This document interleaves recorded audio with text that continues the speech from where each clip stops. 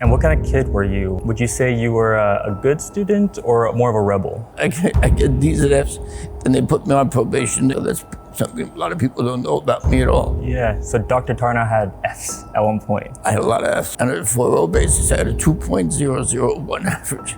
I just graduated.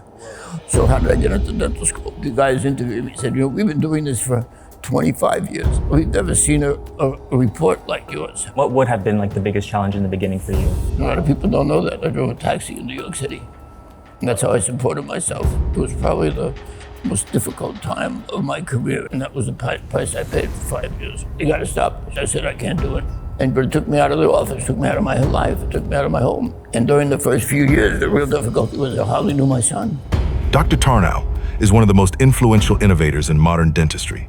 Whether you recognize his name or not, his work has shaped the field, and its impact is felt every day in clinical practice. What has recognition taught you?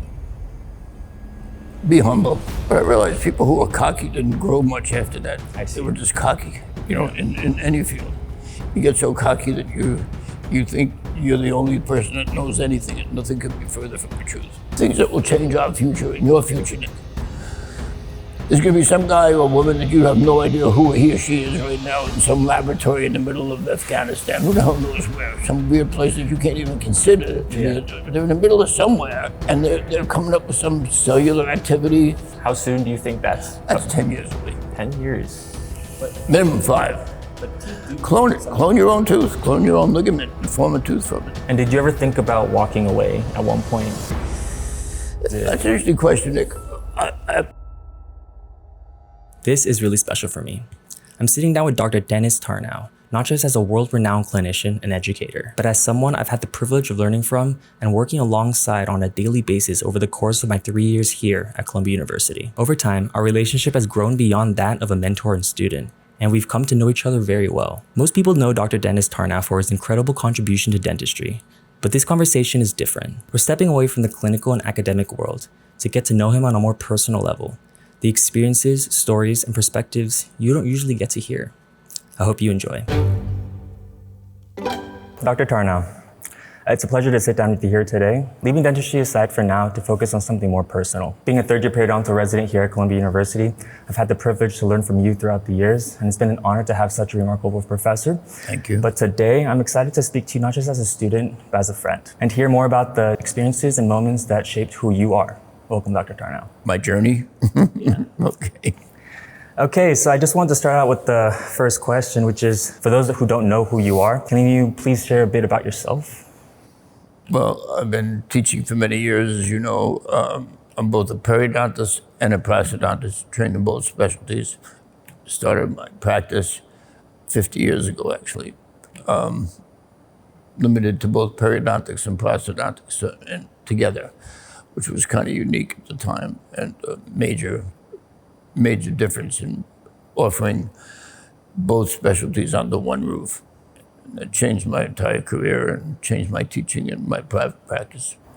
And taking us back, where did you grow up and how was your childhood like? I was a Brooklyn boy, born and raised in Brooklyn, New York, from a very poor family. It definitely made me work harder to manage my existence, do everything on my own. My parents didn't have any money at all. So I had to work through school, and I went to public school, and I went to Brooklyn College, which was a city-owned college. So the tuition was very inexpensive. Those of you in college now know how many hundreds of thousands of dollars it costs you. City-owned schools, like Brooklyn College, was only about $1,500 a year for tuition. But that was, at that time, that was a lot of money. That was 50 years ago. Yeah. And what kind of kid were you? Were you quiet, curious? I'm sorry, rebel? what kind of what? What kind of kid were you? Well, it's interesting. I was kind of always introspective and quiet. I wasn't rowdy or anything like that. I was always very reasonable, always thinking about things, and always trying to interpret everything around me. But it was never a rowdy rebel rouser or anything like that. I had my moments of being, educationally, always thinking outside the box. I would always push limits. I would always push my teachers, just like I want you to push me. Make me learn as well as hopefully I'll help you learn at the same time. Would you say you were a good student or more of a rebel? I was a good student throughout most of my career. I had a tough time in college because of finances. I didn't go to school much. I didn't go to 10 classes. So if anything, people at college know me, who also became dentists. They said, "Are you the dentist Tarnow that I went to school with?" Because I was always doing fine right through high school. I was number 3rd in my class. So I always did well, for a major high school, major law school. So I always did well academically. But when I got to college, I had so many things going on in my life privately that financially and otherwise, that it became very difficult for me to. I'd only do enough to stay in school. So my college was my nadir, was my low point in terms of my academic career. I would say that was, without question, Nick, that was the time that I was struggling with was I even bright enough to continue? I didn't even question myself. I would go to school and just do what I had to stay in school. They would put me on probation. I would get, it was kind of funny. I'd be my college career was like almost all A's and F's. And I get D's and F's, and they put me on probation. They'd call me and say, "Okay, you got to go straight A." So then I went straight A. So I had the ability to go straight A. Yeah. So I got off of probation, and then I went back all A's and F's to try. Well, I was finding myself. So that's something a lot of people don't know about me at all. Yeah. So Dr. Tarnow had F's at one point. I had a lot of F's. In fact, my biggest break was getting into dental school because I had a C average. Wow. And on a 4.0 basis, I had a 2.001 average. I just graduated. So how did I get into dental school? Well, I did exceedingly well on my boards. They looked at my boards, and I, was off the roof on my boards, manual as well as didactic, but my grades weren't matching it from college. So my biggest break was my interview for dental school was kind of interesting. I had 2 guys, interviewing me, I said, "Well, thank you for interviewing me." I said, "We wanted to interview because we've been doing this." The guys interviewing me said, "We've been doing this for 25 years. We've never seen a report like yours. We've never seen somebody with a C average that didn't have any C's. You had all A's and F's." They said, "We had to meet you, and you obviously did well on your boards. Obviously, have you found yourself yet?" I said, you give me this chance to get me into dental school, and I will show you what I can do." And I never looked back. Wow. So we were. So that was my low time in my life. But I found myself in tough financially, home things and things like that, and then I took off from there. What was the thing that first drew you to the field of dentistry? Well, I always enjoyed medicine and dentistry. It was always something that I really enjoyed: biology, medicine, dentistry.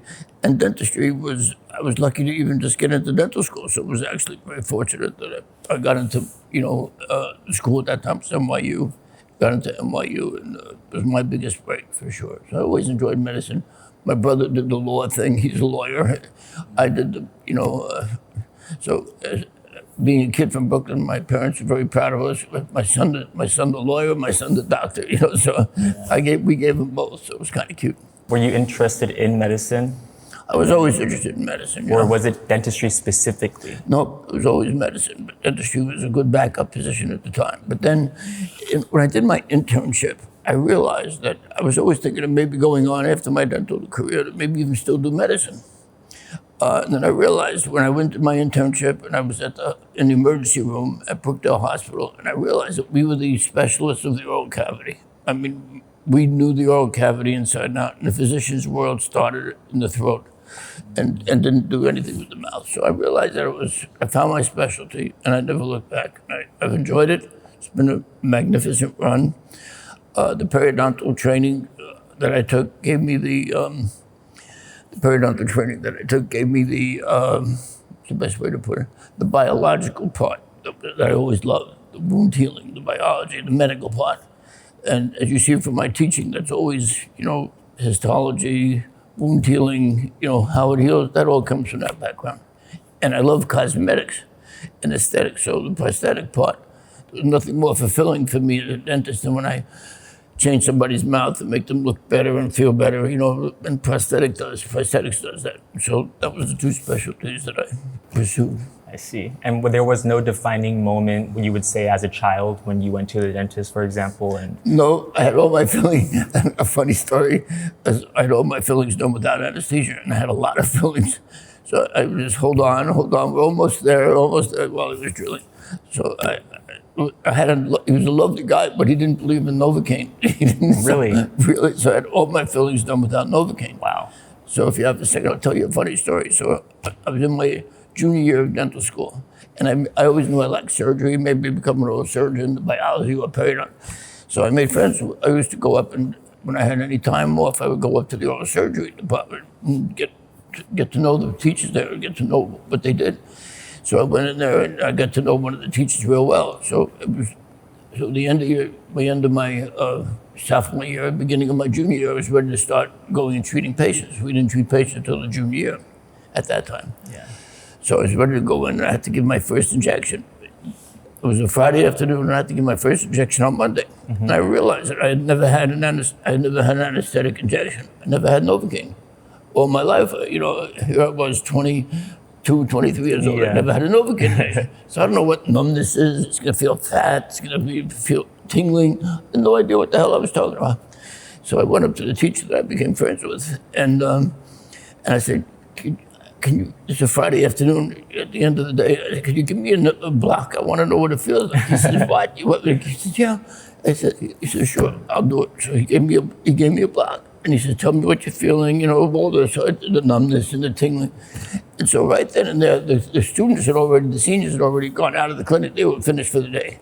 And a little old lady walks in with her chart into the clinic. And he says, just stay right here. He said to the lady, what can I help you? He says, I was told I needed extraction. She comes in shaking there. And he said, sit right over there. So he said to me, he says, you're going to give this woman your first injection. You're going to give it right now. I was still numb from my injection that he just gave me, and I'm giving my first injection to this little old lady. It was a moment in time. So here, and I'm telling her, it's going to feel fat. It's going to feel, you're going to feel numb. Because I'm experiencing it for my first time while I'm giving it to her. It was a And were you shaking when you were doing it? And he said to me while I'm washing, he says, I didn't have time to even think about it. It was happened at the spur of the moment. And he said, and if you dare shake, I'm going to hit you over the head. I didn't shake. Hands are still steady. A cute moment in time. Yeah, that's a nice, cute story. Would you say something sparked your passion in aesthetics, biology at one point? Like I said, I always loved the body and its wound healing ability. And that's what always fascinated me. So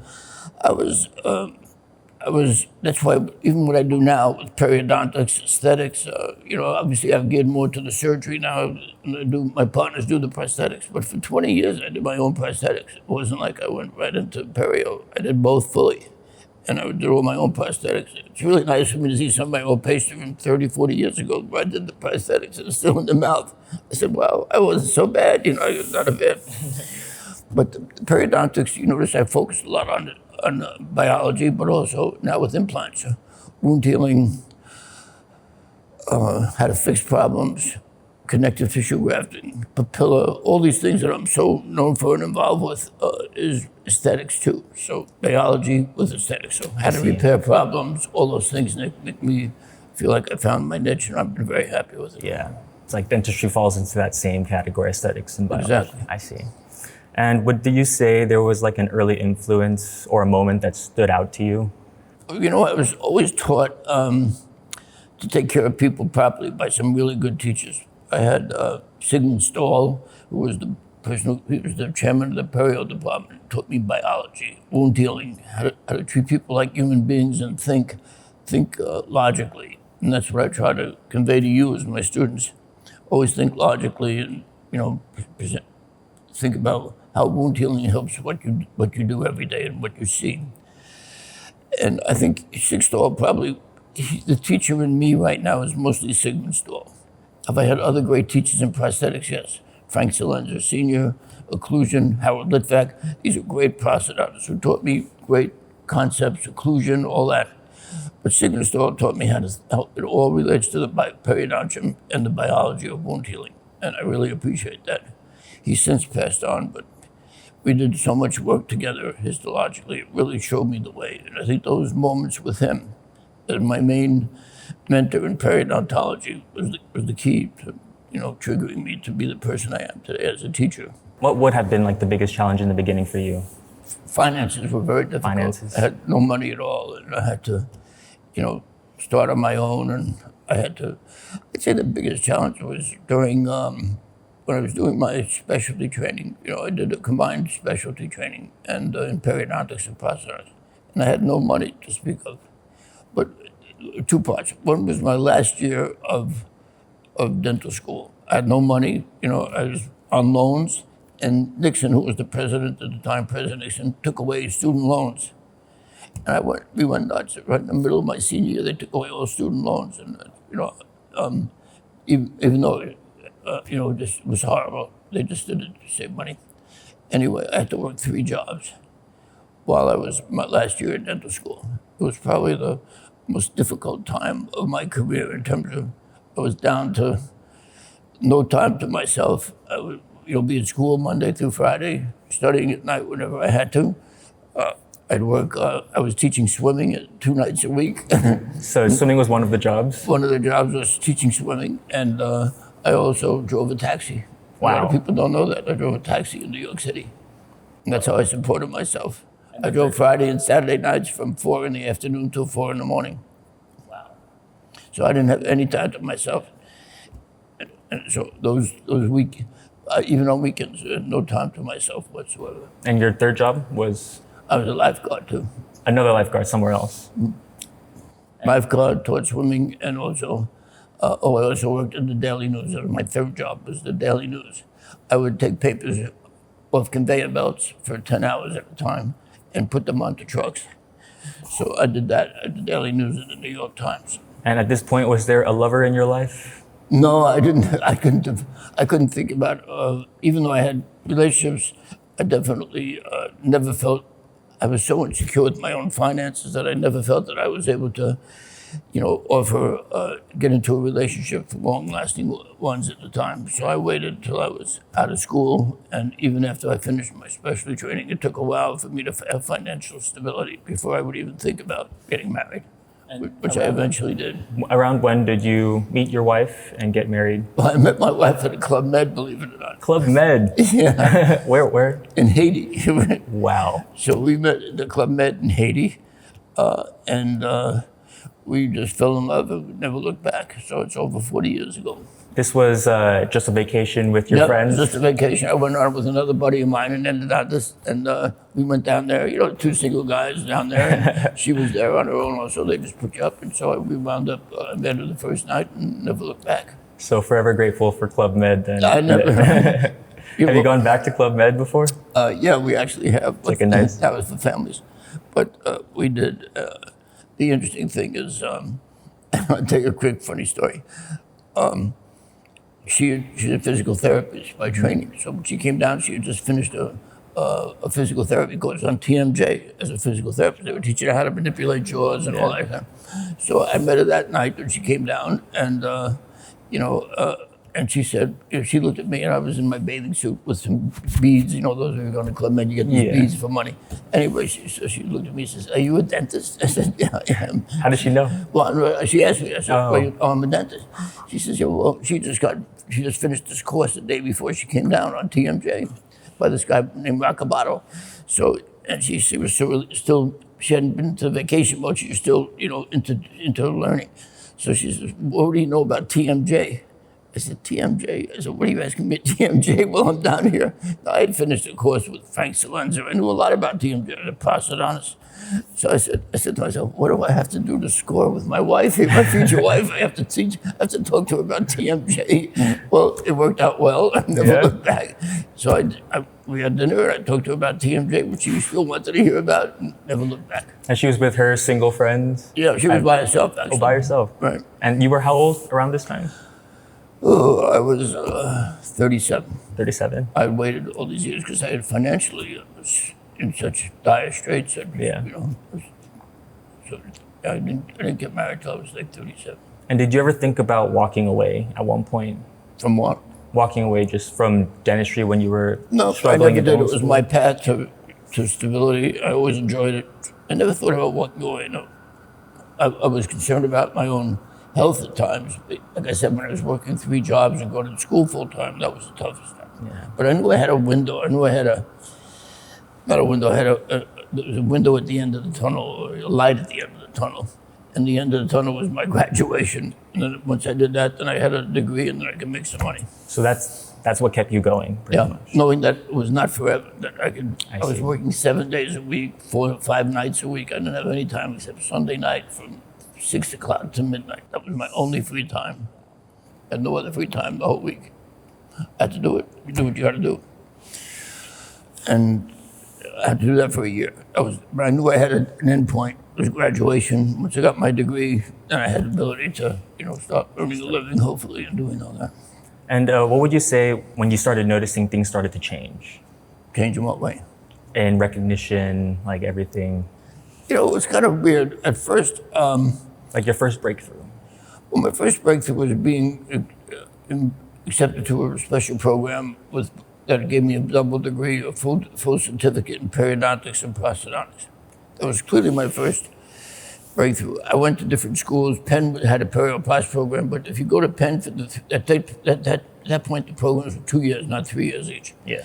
So they had a 3-year program, but you wouldn't get a certificate in pros. You got a certificate in perio with an extra year of what they called fixed prosthodontics. And great teachers came out of it. Yeah. Garber, Henry Salama, these were great teachers that came out of that program, but they weren't official prosthodontists. They didn't get removable training, denture training. It wasn't a full prosthetic program. It was fixed. And they were great, superb clinicians. But I wanted to get it. I said, if I'm going to do the extra year, I want to get a double degree. I want to not be second rate in the prosthetic circle. So they didn't have a prosthetic program at Penn, so I went to BU. BU was the other perio-post major group at that time. And I went up there, and they said, well, we'll gladly accept you. You got the grades to get in, but we're going to do 2 years of one and then 2 years of another. You can't do them together. I said, I'll do the 4 years, but let me see my patients together. When they need perio, I'll do perio, and they do pros, and they wouldn't do that. So I went back to NYU, and I was looking at what they were doing. They created a program for me doing both fully. Just for you? Yeah, I started the first program there. Wow. Right, doing perio and pros completely. And your grades in dental school Well, dental school were high. Were I high. did well. I exceeded, and I excelled. And That's good. Yeah, I went from my college days. I was always good right up through high school. It was college that I had so much things going on in my private life, family, and otherwise. But once I got through that break in dental school, I never looked back. I graduated in the top 5 in my class. All that kind of stuff. And would you say the decision of getting into specialty was the moment that everything changed? Yeah, well, getting into dental school was my biggest break that I had with my grades in college. That was my biggest break. But once I got out of that and I did my general practice residency, the reason why I did the double training might be interesting. If you got a moment, I'll tell you. The reason I did a double specialty is that when I did my internship, that was called an internship then, not a residency. When I did my general practice residency at Brookdale Hospital, the head of the program was Norman Cranen, very famous implantologist and surgeon and everything. He was a great teacher, super bright guy, very talented.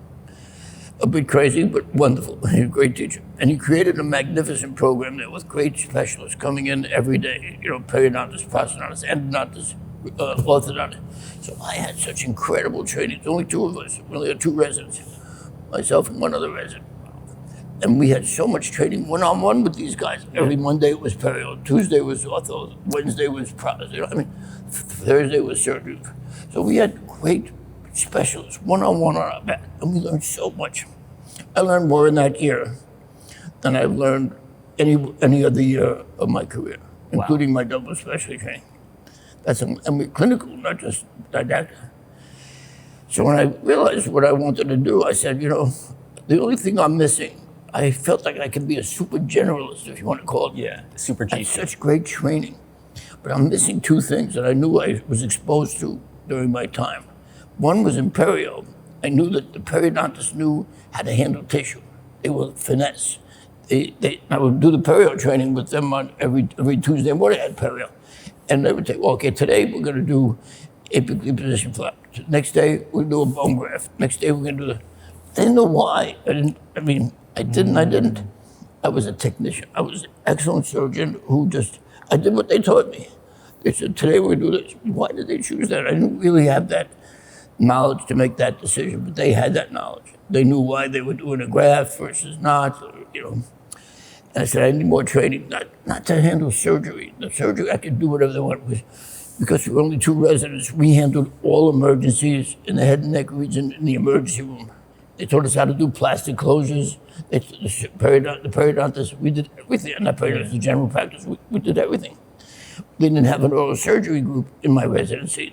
At the time, they didn't have an oral surgery training program, so we were doing everything with the oral surgeons. We were doing the surgery with them. So I got training, fractures and all kinds of stuff. And they taught us how to do all kinds of suturing surgery. I felt like I could suture anything. Just tell me, but I was like a technician. So the periodontist had that knowledge. So why the pros? Pros, I was missing not how to prepare a tooth. I prepped the tooth very well, beautiful. I could do, single tooth, 3 in a bridge. But when it came to full mouth rehabilitation, I was missing that knowledge. Occlusion, bite, TMJ, all the jaw stuff. And I didn't know pathology. I knew that the prosthodontists had that. So I really wanted to go back to school to learn those 2 specialties. Perio to know more about the biology and when to do what. And pros, not just cosmetics, but to handle full mouth, mutilated dentitions. And they had that knowledge. I didn't have that. I thought that would round me off. Turned out those became my 2 major specialties. It encompasses everything. After you graduated residency from NYU, you started working, how many years? Well, it was interesting. When I did my specialty training, finished my degree, Yeah. What was interesting, in my last year of my training, my double training, I was asked into practice by periodontists. Some of my faculty said, Dan, you're great. Look, okay, we want you to come in as a partner. I'm honored. They said, the periodontist said, we want you to come in as a eventual future partner. I said, I'm honored, but they said, you can't do that prosthetic stuff here. In my office, we only do perio in my office. We don't do any of that prosthetic stuff. I like the way they call it prosthetic stuff. Referral base. The referral base was back and forth between a periodontist and a prosthodontist or a restorative dentist. I said, you can't do that. And I was also asked into the prosthetic groups. Salonzo and his group asked me into his group. And it's the most prestigious group at the time in New York City. And I was flattered. They said, we want you to come in as a future partner, but you can't do that other stuff. I said, what other stuff? You can't do that perio stuff in our office, So here I got 2 of my great teachers asking me to become partners, one perio and one pros. But you can't do the other part. You can only do their specialty, but I want to do both. So they said, you're not going to be able to survive in New York. This was a critical piece. They said, you're not going to be able to survive in New York with both in one office. You have to choose one. I said, I'd come all this way, and I love both. I really enjoyed both. I said, I don't want to give one up. So I said, let me see if patients won't accept that. They just won't accept it. They want 2 offices. They want 2 separate specialties. So to make a long story short, I opened my own practice in my last year of my double training, last 6 months, in the evenings. 2 nights a week, Monday and Wednesday night. I opened it up 2 nights a week. I was renting one of my practices from one of my teachers, and from 6 to 10 at night. He finished at 6 and was always out by 6. So I rented from 6 to 10 o'clock at night, just myself and with one assistant. And I had some patients who said they would love me to treat them. That my reputation was starting to be known as a double specialist, so they came in and I did both. And in 3 weeks, I had to open up on Saturdays. I gave up my Saturday job in Long Island. I was too busy 2 nights a week. I needed Saturdays. And I opened up Saturdays. Within 2 weeks, I was busy all day Saturday and 2 nights a week. And that's how I started my practice. And I never looked back. So you started it by renting out a section or a time slot from one. I had the whole office. He was not there, so I had this large office there. And I wound up using his office. And then after 6 months, one of my teachers, Dr. Litvak, went into the practice with Dr. Salonzo. And his physical plant was a small 3-chair office on 61st Street and 3rd Avenue in a brownstone or walk-up. He moved into the big office with his new partners. and his physical plant was open, not his practice. He took his practice with him. So I wound up purchasing for like nothing, like $25,000. Wow. I purchased his physical plant, like a walk-in, his chairs. They were older, but his chairs, all his instruments, he wasn't taking anything except his practice. And I wound up, I had an active practice, you know, the 2 nights a week and Saturday, so I wound up buying that physical plant, renting it, and I never looked back. I stayed there for 15 years. 15 years. And I expanded it, the whole thing. I was there for 15 years and brought in other partners. But you ended up moving from that practice After 15 years, yeah. to another I practice. expanded it to 5 chairs, and then I brought in other partners, and then I moved into another office on 64th Street for another 15 years, and now I'm in the office I'm in now for over 20. And so what age did you graduate residency, start working at this Well, I office? graduated dental school at 21, and then I did a year of internship, and then 3 years. That time was 2 years each, was really equivalent to 4 years. I went right through, no summers. They were 9-month programs at that time for 2 years, but I did it straight through. Anyway, I was 26 years old when I started my practice. Okay. And after you started your practice, when did you start working at NYU? Was that the next step after? Well, what happened is as soon as I graduated my program, the pros people at the school said, at that point, there were only 2 schools that had perio pros. It was BU and Penn. Mm-hmm. And NYU had nothing. And they said, we're way behind. We know anything on perio pros. We invested into you. We gave you did this program. We like you. We want you to come and teach in pros. We need you to teach perio students. We need you to teach our pros students perio. I said, okay. And then the periodontist also asked me to teach. He said, well, we invested in you. We want you to teach our perio students prosthetics. So each group separately asked me to become a teacher in the graduate program. I couldn't do more than a day a week, so I did a half a day in each place. From the moment you graduated? Right, the moment I graduated my double program. And part of that was lecture. What was interesting is that for 5 years, the periodontists and the prosthetic students wouldn't let them sit in the same room. What we have every day, like today, it never happened. The prosthodontists would say, we're the kings. We're the kings.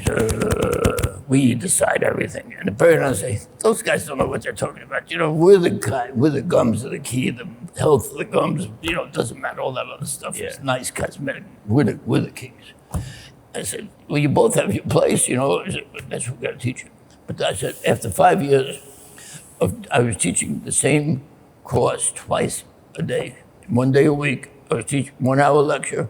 I was teaching the same course with 80% of it identical to the 2 separate groups. They wouldn't let them in the same room. Periodontists and prosthodontists wouldn't be sitting in the same room. Teachers wouldn't let them. So after 5 years, they asked me to become director of the graduate perio program, Dr. Stahl. I said, I will do this only on one stipulation. He said, what's that? That you insist, as chairman of the department, you put these 2 departments together in at least that 1 hour a week. I'm not going to do this twice again. It's over. They said, okay, we'll do it. And they never looked back. It was the best thing that ever happened. And your love for teaching started back in dental school? I always seemed to love teaching. It was a passion. It started more right after school. When I started doing that one day a week, I realized how much I enjoyed teaching and sharing knowledge. And I had to know my literature, because here I am right out of school and I'm teaching graduate students. I'm teaching specialty students. So I realized what I had to do. I didn't have any experience. I didn't have cases. I didn't have 15-year cases like I show you today, 15, 20 years later, 10 years later. I didn't have any of that. I was right out of school. So what they did was, they said, okay, what I did was I had to base it on literature. I said, well, he said this, he said that. I knew my literature. It made me sharpen my literature knowledge. So you know how I quote literature all the time? Well, that was really from that, because in order to defend my position, I had to know literature. Because I didn't have any experience. I just said, well, this group said this, and this group said that, and here's their data, and I would know my literature really well to defend my position. Kind of interesting. Yeah. And it just carried on from there. So you were teaching pretty much your former classmates, like right away? Yes, I was, right out of school, that's correct. And they took you seriously at the time? But that's how I knew my literature. Okay, If I knew my literature, you can't if you tell the truth and you know your literature and they don't know it, they have to listen to you. Yeah, that's true. Right? Yeah. And that's what I realized. Makes and sense. most of them didn't read much. They didn't. But if I knew more than them from the literature, I could justify myself and defend myself. That's how that came about. Would you say there was a moment where your limits felt stretched, either personally or professionally?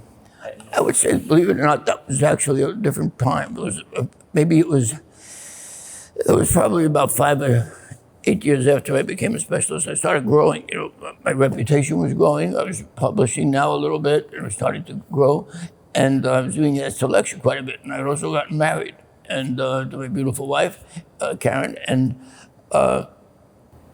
we had a son, Derek. And I realized that I was being asked to, all my desires to always be, a good lecturer, a good teacher. I was being asked, be careful what you wish. I was being asked to lecture all over the place, all over, not just locally, but all over the world. So it was taking me away from my home.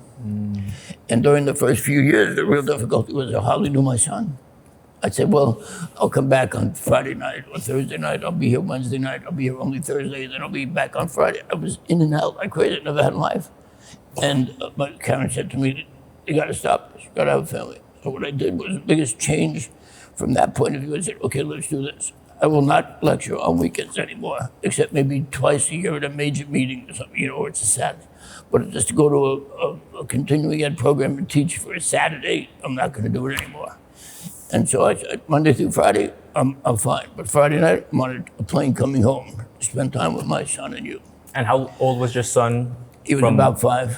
From about 5 when you stopped? I missed that first 5 years. Right, so then I stopped teaching. I was asked to go up the ladder at the Perio Academy, but they moved it to Saturday meetings. I said, I can't do it. Mm-hmm. Even though they asked me twice to go up the ladder, I didn't become president of the AAP because of that years ago. And it was the best thing I ever did. I regained my family, and I've got a great relationship with, of course, my wife now, but also my son. Yeah, everyone should have a good family life. It's the backbone to your existence, but people don't realize that. But when it was happening, Nick, when it was happening, you get so hung up with, oh, you're asking me, I'm so honored, you're asking me to go lecture in, Zimbabwe, I'm on my way, But it took me out of the office, took me out of my life, it took me out of my home. And that was the price I paid for 5 years. But, I made that change. It was the best change I ever did. And you said your son is a lawyer. No, he's my brother's a lawyer. My son is a major computer whiz with marketing. He's got a master's in business administration. He's got an MBA, and he's got a master's in industrial design. And did you ever encourage him to do dentistry, or did you tell him not to do dentistry? No, he actually would have been he's got great hands-eye coordination. He's got great manual ability, great three-dimensional ability, because he does graphics. He's incredible. He hates blood. Was it because... He hates blood. He hates the sight of blood. He used to see my pictures that he hates, but he was a computer whiz. He did all my computer slides when computers was first starting, to get, like PowerPoint. We didn't have anything. We used to carry slides with us, in the airports. Well, I was carrying slides. And he knew how to make slides. So one day, I'll tell you another quick story. We were at a house, and we had a house up in Westchester, and we had to get wood. So we piled. They would pile wood in, and we had to pile our wood ourselves into a storage place. So my son would help me, and he was all of about 8 or 10 years old. So he was 8 or 10 years old. So he was tired. The wood was heavy. We had to stack it. I said, well, I'll give you $25 to help me stack it. He said, really? I said, okay. But he still got tired. He's only 8 or 10 years old. It was really heavy. That same day, that same weekend, he was into, his computer. He was a computer whiz. Yeah. And I was just learning PowerPoint. I didn't know anything about PowerPoint. And it was just coming out. This is 30 some odd years ago. And I had to make some slides. And I said, Derek, can you do this kind of slide? I need with a PowerPoint. Can you do this slide? He said, yeah, Dad. And so I said, well, listen, I had to pay at that time. We had to take pictures of it and pay $25 a slide to make a title slide. It was a whole process. Wow. You can't even appreciate it. Yeah. $25. This was a whole big thing to do. So $25 a slide turned out to be quite a lot of money. So we had to be careful what we did. Anyway, so without day, I said, listen. That same weekend that for $25, he was tired, he was laborer, he was physically moving stuff. Yeah. I said, you know how to do this? Do you know how to make the PowerPoint? Do you know how to use? He said, yeah, Dad, I know how to do that. I said, well, can you make a slide? And I had 5 key points I need 5 slides, one with each one as a bullet. I need 5 slides. So first going to be one with the 5 points. And he gave it to me. I said, can you now highlight each one? And I said, I'm willing to give you $5 a slide. I figured I'm making $20 less than I normally do, right? I said, highlight each one, Dad? I said, yeah, put a bullet in each one. And when I get to that point in the lecture, I'll highlight. Now I'm here, now I'm here. And he said, and he had this gleam in his eyes. He says, $5 a slide, Dad? I said, yes, $5 a slide.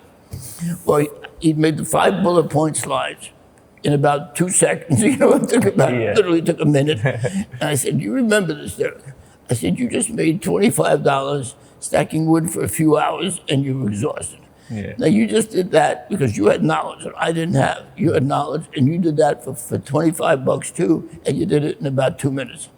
And that's because of your knowledge and your skills. Don't ever forget that. You never did. Wow. Same week. Good lesson. A good lesson. Good lesson. Physical, but I said, never forget the physical labor. Yeah. It's great. But to think what your mind was able to do and how much faster, how much more productive it was. Never look back. Wow. And as everyone knows, you're involved in the dental world, or the dental implant world, to be specific. A little bit of both. At what point would you have said you got into implants? After residency? Was it shortly after you're like, I want to get implants? You heard about implants, or was it? That's an interesting question, Nick. Being perio pros, since 1975 is when I did my double training, and I was perio pros. I was saving roots, saving all kinds of stuff. Yeah. Hemisections. My main lecture for the first 10 years of my career was furcations. Wow. How to save parts of teeth so that people didn't have to go with partial dentures. So I would learn how to do. I have great lectures on root resections, hemisections, all furcation management. And I would save people's teeth and give them fixed bridges where other people would take it out and give them bilateral distal extension partials. Then implants came about. In 1982, I was part of the first course by Panama up in Toronto, the Toronto conference with George Zava. And I took that course. And I realized this was a game changer. At that time, it was only full arch cases, denture, hybrid 4 to 6 implants, a hybrid case on edentulous mandibles mostly. But then these patients that I did this work on for 10 years on hemisections, root resections, some of them would fail, of course. They were weak teeth. We were just holding on to them for 5, 10 years. We got 5 or 10 years out of many of them. But then I had no choice. What I had to do, I had to take them out. They were broken or endofracture, whatever. I had nothing to place it, but now I was placing implants in the fully arch cases. I realized I could maybe try and do some of this for partially dentulism in the late 80s, early 90s. So for first 8 years, we only did full arch cases, dentures, denture cases. But then I started using it in 1990 for partially dentulism, and it was like a perfect fit of perio pros to keep people in a fixed bridge. And that's how I got involved. So I got involved from the beginning with implants, but then I used it for first 8 years, fully dentulous cases, and then I wound up doing it with partially dentulous and eventually single teeth, which is where we are today. And before they used to do it in a true hospital setting, you published an article explaining that you could do it in a sterile environment. Was that the first moment that? Well, that was the first breakthrough to realize. Well, what happened there, I was now director of the implant program at NYU, and people in the early 90s, people were getting sued. Why were they getting sued? They were using Brandemark implants, but they were using them in their office instead of going to a hospital. Brandemark taught us to go to the hospital. When I started in the 80s with Brandemark technique, this should be done. He was an orthopedic surgeon, not a dentist. Yeah. So he said, you got to go to the hospital, sterile environment, all that, which we know is not necessary today, but that's what I had to disprove. What happened was we went in and we were doing this. I had to close the office. Okay, today we're going to do a case. I brought my staff with me. We went to the hospital. I have admitting privilege. So we went to the hospital, did the surgery there. I had to close for a whole afternoon or a whole day just to do one case. It was terrible. And eventually we started doing these cases in the office and at school in a sterile room, but it wasn't an OR. Yeah. And I said, we got to see Dr. Scharf, the person I wrote that article with. I said, let's go back and look at the cases we've done in the operating room. Let's look at the cases we've done in the clean room. It's not a sterile OR. Yeah. And see whether there was any difference. In 1992, that's how we came up with that article. And it showed Scharf and I David Scharf and I published that article, and our data was identical. And that's since been proven to be true, obviously, by 5 or 6 different people showed the same thing. It's, as long as the implant is clean and sterile and not touched, that's the key. So at what point did you stop lecturing about percations and just...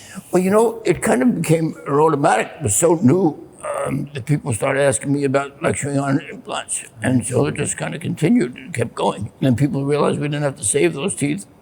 We still do some of that, but we don't have to do much of that when we have an implant, which is more predictable long-term than a furcation tooth. Not that we still don't save them. In fact, going back to saving them more now, we probably went too far in the profession by taking them all out, which is ridiculous.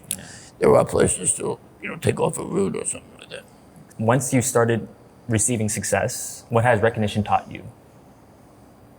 Be humble. Be humble. Because there's always, you make errors along the way. No one, don't play God, because even if all the accolades people give you, don't think you're somebody that special. You're doing something as well as you can, and there's always room for improvement. And otherwise, you don't get any better. You think you reached the highest point, that's a bad point. You're never at the highest point. Otherwise, there's no change and no future. Research. That's why we do research. You don't know something doesn't explain itself. You see a failure and you don't know why. Sometimes it's obvious, sometimes it's not. And you do research to see what the reason was. And that's what we did. And for you to say to be humble, was there a certain point that you were, I guess, over your head when you were younger? I wasn't over my head. I don't know if over the head is the right term. But I realized people who were cocky didn't grow much after that. I see. They were just cocky, in any field. You get so cocky that you think you're the only person that knows anything, and nothing could be further from the truth. You learn from everybody. Yeah. I love teaching because I learn from you guys. Yeah. I learn from your students. I learn just by your questions. You might be wrong, but your mind is open. You're still young and bright, and you ask a question with its purity. How come this happens? Or why don't you do this, Dr. Tarnow? And it makes me start to think. It leads me to another piece of learning and research. So you learn from everybody, either by questions or by what they're doing. There's so many people doing incredible stuff around the world. The things that will change our future and your future, Niq. There's going to be some guy or woman that you have no idea who he or she is right now in some laboratory in the middle of Afghanistan. Who the hell knows where? Some weird place that you can't even consider. Yeah. They're in the middle of somewhere, and they're coming up with some cellular activity, some research thing, some new material. Yeah. A lab somewhere in Switzerland. You have no idea. It could be a PhD, it could be an MD, it could be a DDS, or any combination.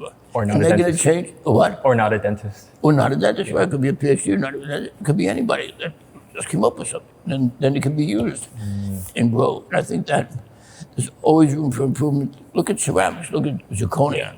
Zirconia has changed prosthetics. It's changed, forget about implants, it's changed prosthetics. I mean, the fact that for large cases, no solder joints, CAD-CAM. 10 years ago, we couldn't even consider this. We had positive fuse to metal, how to make it work. Yeah. Now we have zirconia, one-piece architecture. Now we're getting better with taking impression. Whatever it is, it's going to be improvement. Materials will get better, techniques will therefore get better, but the biology always stays the same. I always teach you that. Wound healing doesn't change. Yeah. You're going to still need epithelium, you're going to still need connective tissue, you still need bone knowledge, And what's one thing you used to chase that doesn't matter no longer to you? It doesn't matter to me. No longer. Well, recognition. I used to personally, as a personal thing, obviously when you're younger, you look for recognition, I mean, if it happens now, and I seem to have enough of that. That's not the key. The key is helping people like you become better themselves. That's why I teach. I mean, I could retire comfortably now, but that's why I'm here. I love teaching. I love, sharing knowledge and still learning, and both. And that's a very special piece. And what lesson would you have said took you the longest to learn? It's an interesting question. The longest to learn? Yeah. Probably the family is still the basics for everything you do. It takes a while to really appreciate that. When you're growing, it's always difficult. That was my biggest concern and what I realized in the past. You figure that they're always going to be there for you, your family, the ones that you love, and you take advantage of that knowledge that they love you and you love them, that you can do anything with that, and ignore them in a sense, or not show them as much attention. That's a mistake. One of the things I always tell when I see another young person coming up the ladder, 20, 30, 40 years behind me, I see they're growing. They found something, they're being as intellectual. I said, if they have a relationship, I said, when do you see your wife? I said, well, I'm not sure. What do you mean? I said, but I always tell them, look at Tuesday nights. That's where I'll have a date night. Yeah. What do you mean Tuesday? Well, Tuesday's a perfect night because you're usually not lecturing. Those are Fridays and Saturdays. You'll be in the office. Set aside one night a week. Will you just go out with your wife, or if it's just for dinner or not? They know, your wife knows that that's your moment together. And do that once a week to make sure you stay with your family. And of course, try to do the weekends at home if you can, if you have a kid in particular. Makes sense. And if you could revisit one key moment in your journey, how would you change or handle it? Well, I'm pretty happy with the progress. I think the toughest time for me was, I probably wish I had had a better time in college. I think I would have been better if I had to change something. I couldn't afford it, but I would have liked to go to a college outside of New York. I stayed at home, and that's why I had so many particular problems in college and school, but I didn't really study and everything. But the whole AF story, AF. College was my down point in time. I learned a lot as a person. Yeah. Driving a taxi, you learn about people, you learn how to deal with things. But I think that all helped me grow to be the person I am today. But if I had to change anything, I would have gone probably outside of my home. During college, I would have hopefully gone into it. I could have gotten into. I did very well in high school, but I didn't have the money to be able to go to anything but a city school. So you wanted to experience something else instead of New York? Right. I think that would have been my biggest change. Absolutely. I see. Especially during college. And what would surprise your younger self about who you've become today? I can't believe the recognition that I have gotten. I'm still kind of surprised by it, to be honest with you. Yeah. I mean, it's lovely. I mean, the people know your name. You work every day, you work every week, every year, and suddenly you get to be pretty well known, whether it be by lectures or by literature. Mm-hmm. I've done over 250 articles, a few textbooks, chapters in books, and you get to know a lot of people, and you're lecturing a lot. And you meet a lot of people on the road all over the world. I've lectured over 45 different countries. Wow. So you really, it's slow one at a time over the years. But it's an exposure to a lot of people. And I'm so proud of my students. Once a year I have my alumni group in December. Yeah. I meet that you were there. And it's so special for me to see the growth of my former students all over the world. Many of them are directors, some of programs. One's the dean of school, one's the chairman of the department, a few all over Europe and Asia.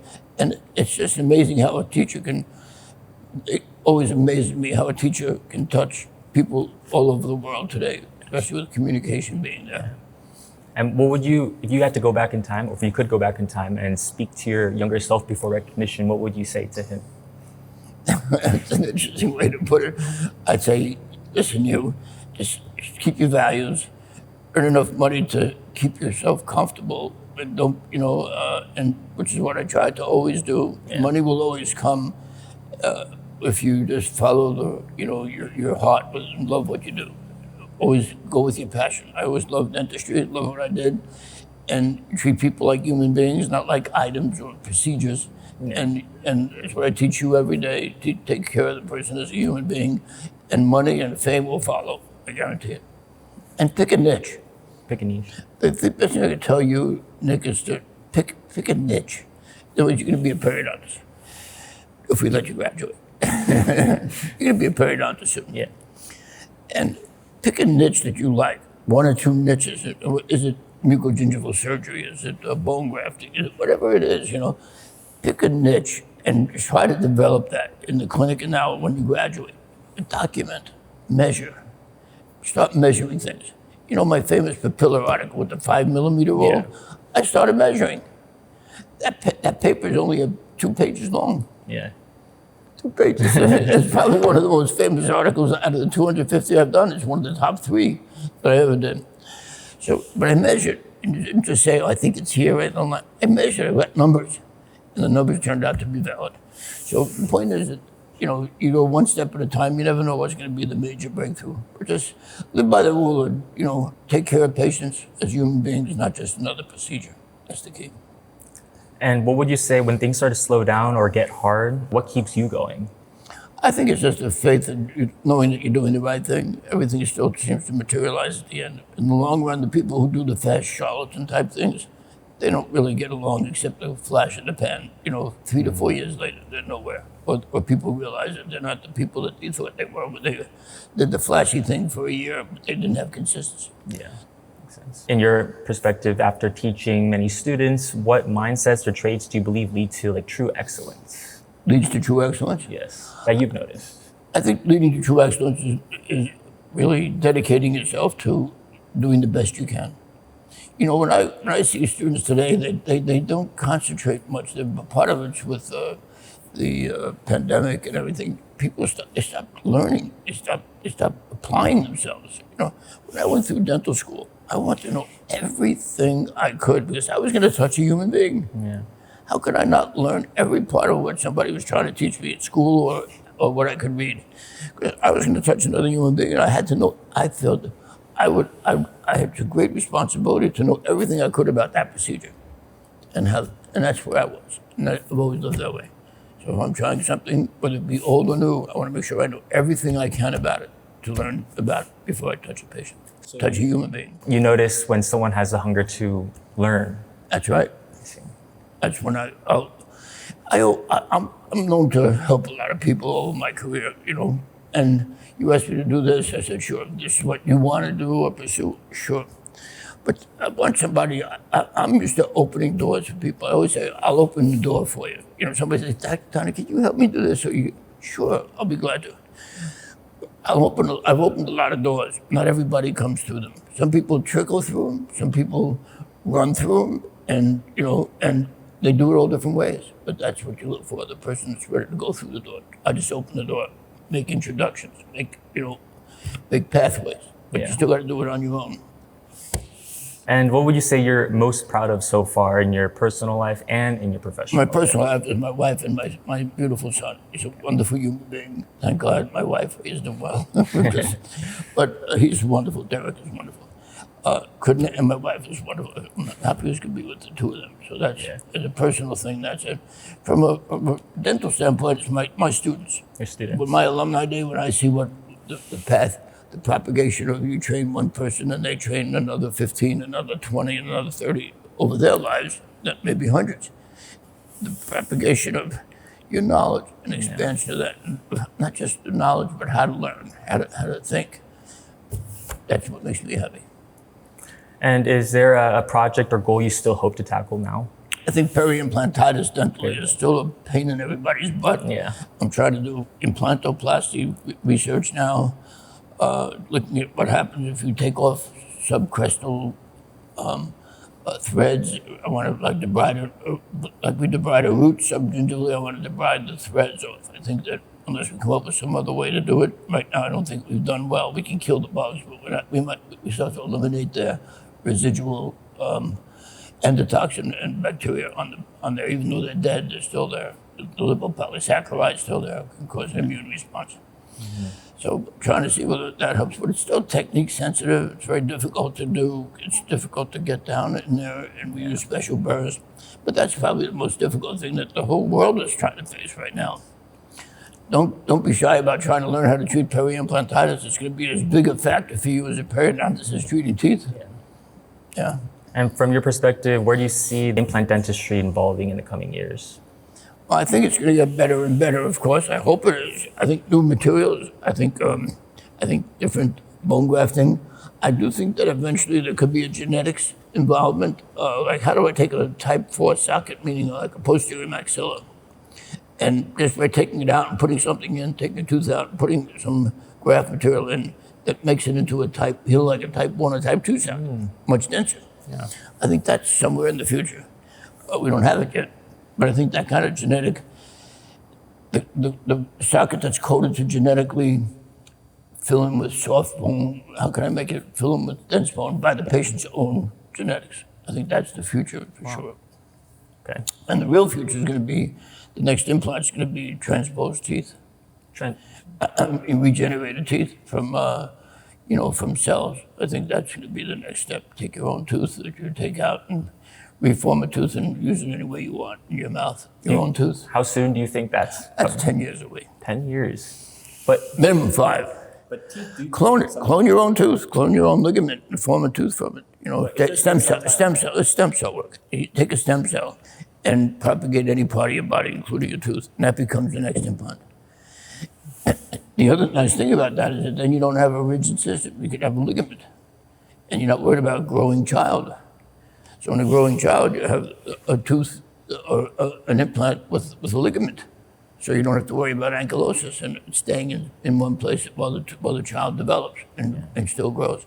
So there's a lot of things that we have to look at. I think that'll be the future for sure. But would you think they would be able to speed up the process of the tooth formation? For sure they can do that. Just like we speed up with growth factors, we speed up the process now with healing. We don't change the healing with the growth factor, but we speed the process up. So the first 2 to 3 weeks, you know, people love PRF, PRP. Sure, it'll help the first 2 or 3 weeks, but it doesn't change the equation. Yeah. The key is the reason why I said genetics is because you want to change the equation, not just speed it up, what would normally take place. So if I put something into a socket that just speeds the healing of my socket, okay, so it saved a few weeks, but it wound up being the same as if I did nothing 6 months later. But if you genetically change the coating of that socket wall, then you change the equation. It's morphogenic. It's like bone morphogenic protein can do that. That's different than a growth factor like PRF. Two different things. Yeah. And when it's all said and done, what do you hope people remember you for your story? Just that I hopefully did the best I could and help people around me to be the best they could be. I'd say that's probably the best way to end it.